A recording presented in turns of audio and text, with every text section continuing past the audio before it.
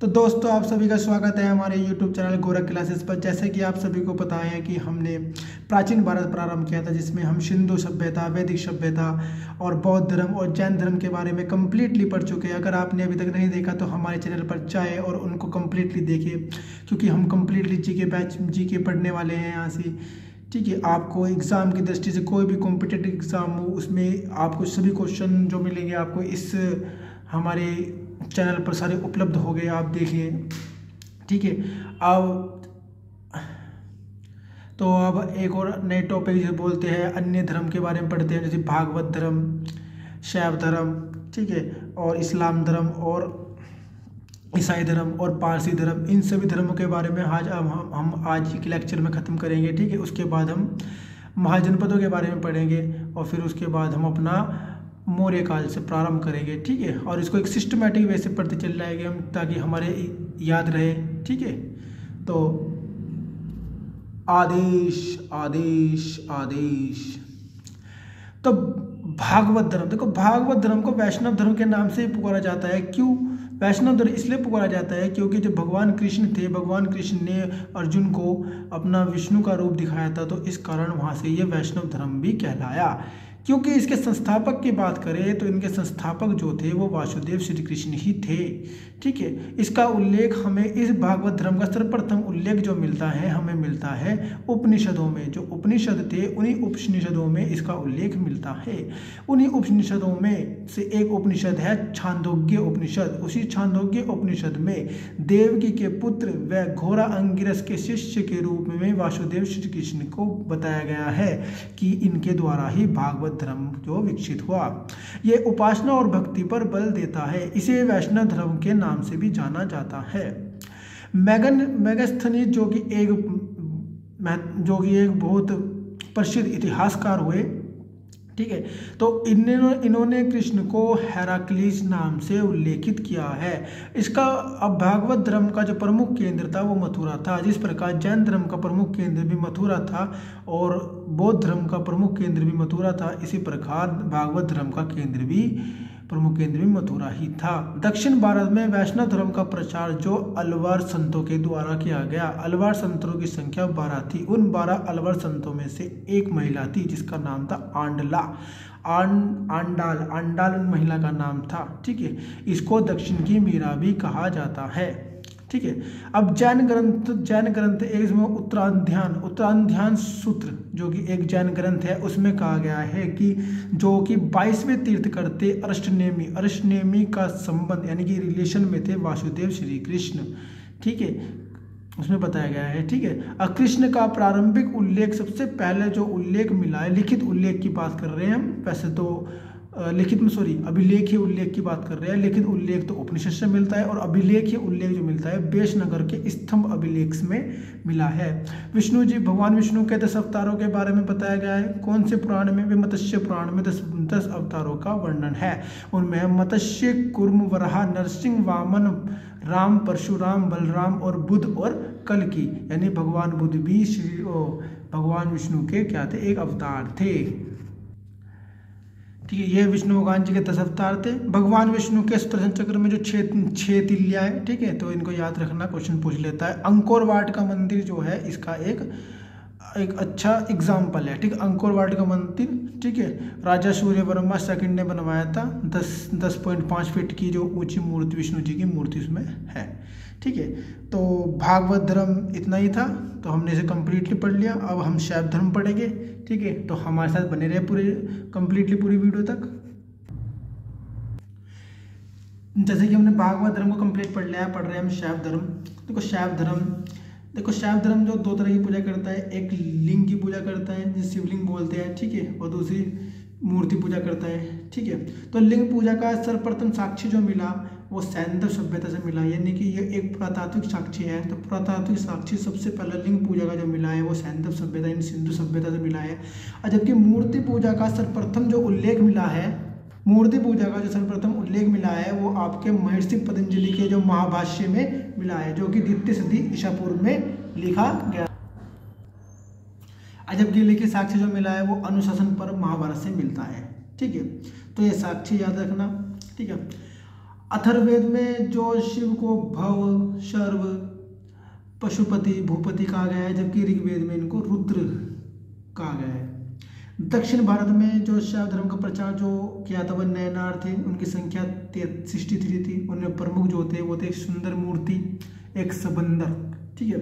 जिस प्रकार आपने पढ़ा कि भागवत धर्म का जो प्रचार दक्षिण भारत में किया गया था वो अलवार के द्वारा किया गया था, अलवार संतों के द्वारा। अलवार संतों की संख्या 12 बताई गई है। इसी प्रकार दक्षिण भारत में शैव धर्म का जो प्रचार वो नयनार के दो संतों द्वारा किया गया है, और नयनार संतों की संख्या जो है 63 है। उनमें प्रमुख है सुंदर मूर्ति और सबंदर। जिस प्रकार मैगनस्थीज जो था उन्होंने अपनी पुस्तक में कहा था कि जब कृष्ण के लिए एक शब्द का प्रयोग किया था तो हेस्पिसिस के नाम से प्रयोग किया था। इसी प्रकार मैगनस्थीज ने शिव को कहा है डायोनियस कहा है। भगवान शिव के प्राप्त साक्ष्य देखते हैं कहाँ से मिलते, क्या क्या साक्ष्य मिले। एक नंदी, शिव और त्रिशूल का चित्र अंकित मिला है। किनकी मुद्राओं पर? कुषाण शासक थे विम कडफियस, ठीक है। और उन्होंने उपाधि ली थी, एक महेश्वर की उपाधि भी ली थी। विम कडफियस नामक एक शासक थे, कुषाण शासक। उनकी मुद्राओं पे नंदी भी मिले है, शिव भी मिला है, त्रिशूल भी मिला है, ठीक है। और एक हुविष्क जो होगी कुषाण शासक है, ये भी एक इनकी मुद्रा पर शिवलिंग का भी अंकित मिला है। मत्स्य पुराण में लिंग पूजा का उल्लेख मिलता है। अर्धनारीश्वर और त्रिमूर्ति पूजा का साक्ष्य जो मिलता है वो आपको गुप्त काल से मिलता है। यानी त्रिमूर्ति पूजा का जो आरंभ हुआ था वो आप कह सकते हो गुप्त काल से ही प्रारंभ हुआ था।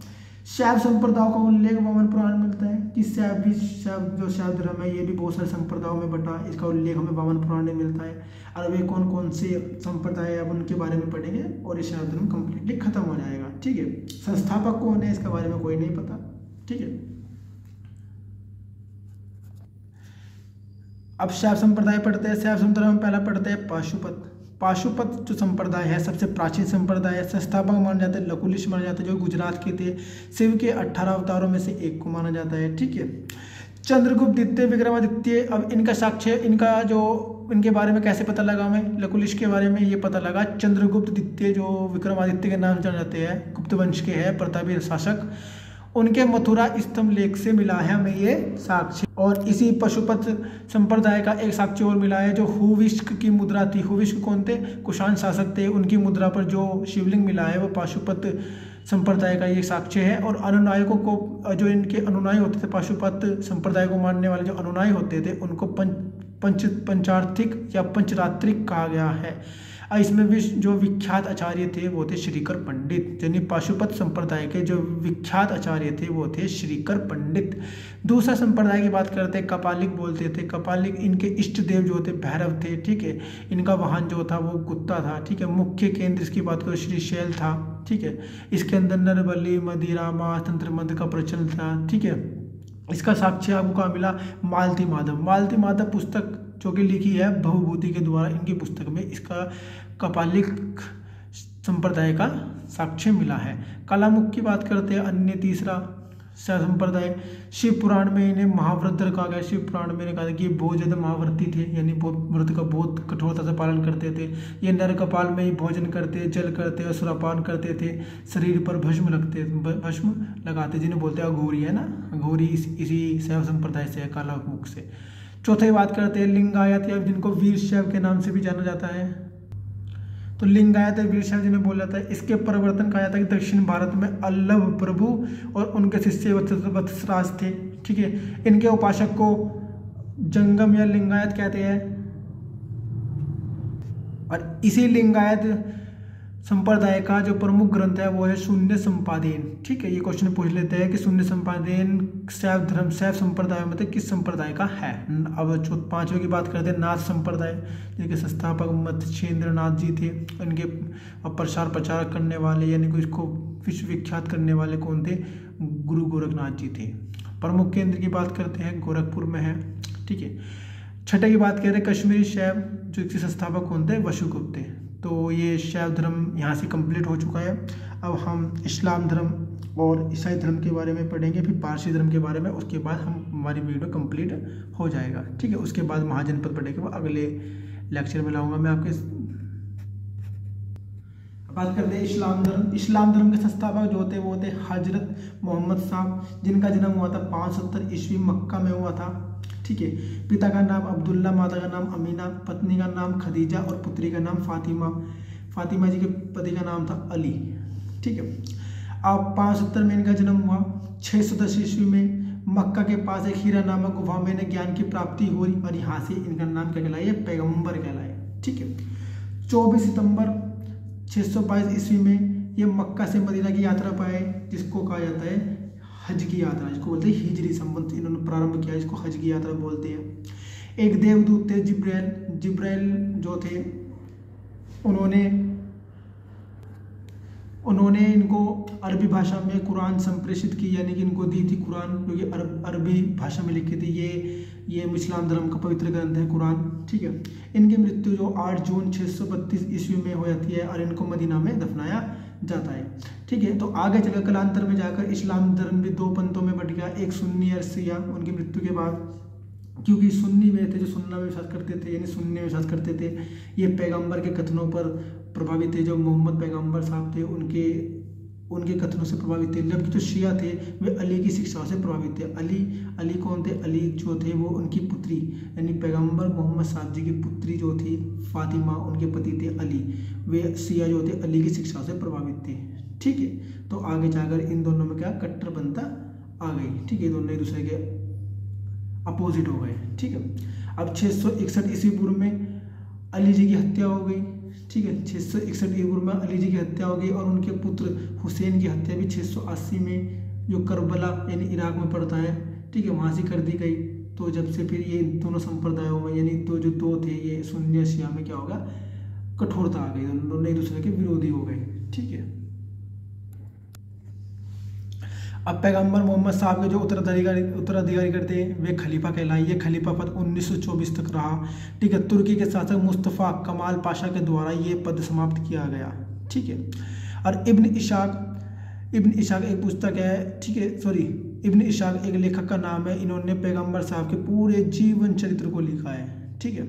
इनके जन्म दिवस को हम ईद ए मिलाद उन नबी पर्व मनाते हैं। ठीक है। भारत में अरबों के जरिए ही 712 ईस्वी में ही इस्लाम धर्म आया, यानी भारत में जो इस्लाम धर्म आया वो 712 ईस्वी में आया। ईसाई धर्म की बात करते हैं। ईसाई धर्म के संस्थापक जो थे वो थे ईसा मसीह थे। ठीक है। उनका जन्म स्थान था बैथलेहम, जो कि जेरूसलम में पड़ता था। जन्म दिवस को हम क्रिसमस के रूप में मनाते हैं। इनकी माता का नाम मैरी, पिता का नाम जोसेफ। 30 वर्ष तक के बढ़ाई का काम करते थे। इनके 2 शिष्य थे, एक एंड्रूस एवं पीटर। गवर्नर जो थे उस समय, जो गवर्नर वहाँ के थे वो पोंटियस थे। उन पोंटियस ने इनको सूली पर चढ़ा दिया था। तो उस टाइम 33 ईस्वी थी। ठीक है। ठीक है। तो ये थोड़ा सा इंट्रोडक्शन था ईसाई धर्म के बारे में। ठीक है। पारसी धर्म के बारे में देखते हैं। इनके संस्थापक जो थे जरथुस्त्र, जो कि ईरानी थे। धार्मिक ग्रंथ है जिंद अवस्था। मैंने आपको जिंद अवस्था के बारे में बताया था कि इसकी जो कुछ सूक्त है वे हमारे ऋग्वेद के सूक्त से मिलते जुलते हैं। ठीक है। इनकी मूल शिक्षा का सूत्र जो था वो सद्य विचार, सद्य भावना और सद्य कार्य था।